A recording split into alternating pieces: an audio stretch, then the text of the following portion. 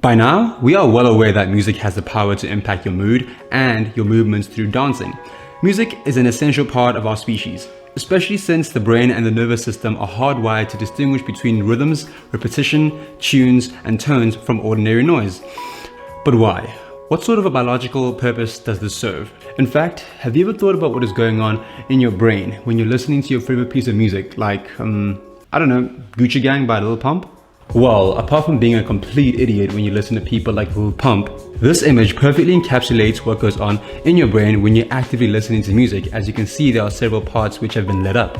Studies suggest that nerve networks in different parts bear the responsibility for interpreting the numerous properties of music. One of the first things which occur when you hit play is the triggering of your pleasure centers that release dopamine, which is a chemical compound associated with drugs, sex, and rock and roll. Whoa. That last one was a joke. It's a chemical compound associated with drugs, sex, and also food, not rock and roll. Anyway, some forms of music acts as an exercise that warms up selected brain cells, allowing them to process information a lot more efficiently.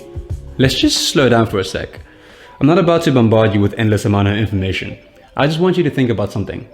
Did you know that different parts of your brain are impacted when you're listening to new and challenging music versus the stuff that you've been listening to? And that's what this video is about.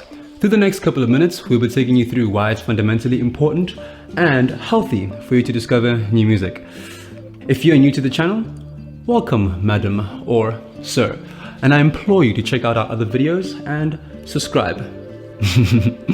Let's get into it.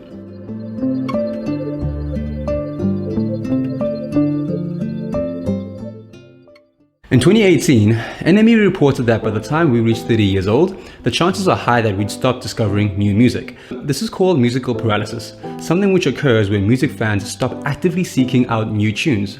And yeah, it actually makes perfect sense why age has something to do with this, and it also depends where you're from.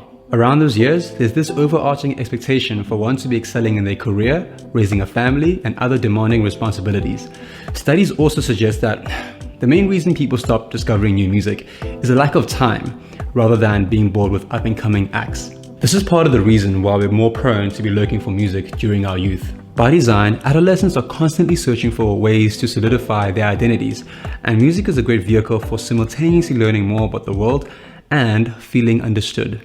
This is why so much music is based on youthful themes like the drama of young relationships, angst, breaking through boundaries to be seen, and once again, to be understood. Plus, researchers have also uncovered that our brains bind us more tightly to the music we hear as teenagers, more tightly than anything we'll ever hear as adults, a connection that doesn't weaken with age.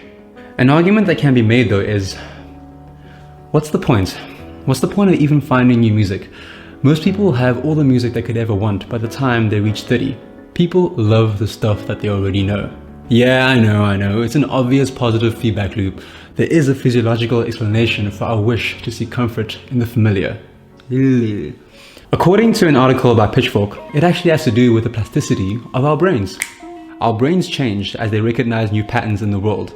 A network of nerves in the auditory cortex called the cortical network helps catalog the different parts of music. When a specific sound travels down a neural pattern that has been created by repetition, our brain releases the corresponding amount of dopamine.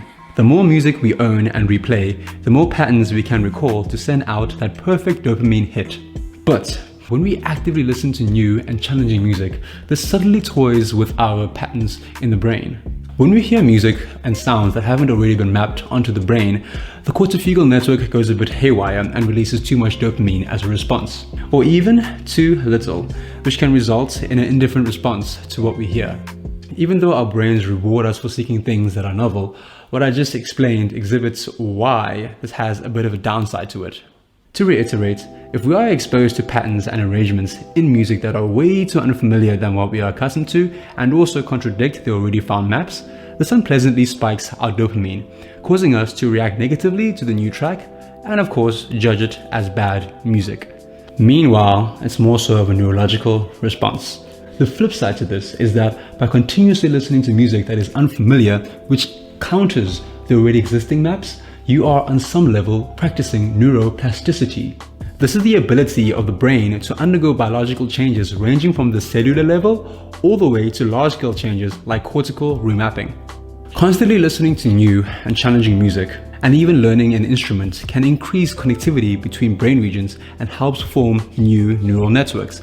Plus, there's also health benefits when it comes to dancing, as this reduces the risk of Alzheimer's and increases neural networks. Activities that foster neuroplasticity helps us pick up other skills easier by virtue of the compound neurological benefits. The bottom line is to really embrace lifelong learning. And one of the most easiest ways to do this is through the discovery of new patterns, new arrangements, unfamiliar rhythms. On top of that, music is the easiest and one of the gateways into understanding and appreciating another culture.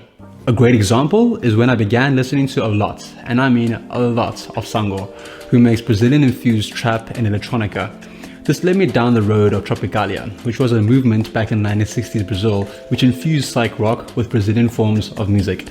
And 2 months down the line, I somehow landed up in a capoeira class where I also learned how to speak a bit of Portuguese. We'd also love to know where you find your music. We're always willing to learn. So yeah, share with us your secrets and save a life. This has been an Unscene original. Thank you so much for watching, and we hope that you learned heaps amount of information. Follow us on our Instagram and our Facebook, and also subscribe to the channel if you haven't already done so. Peace.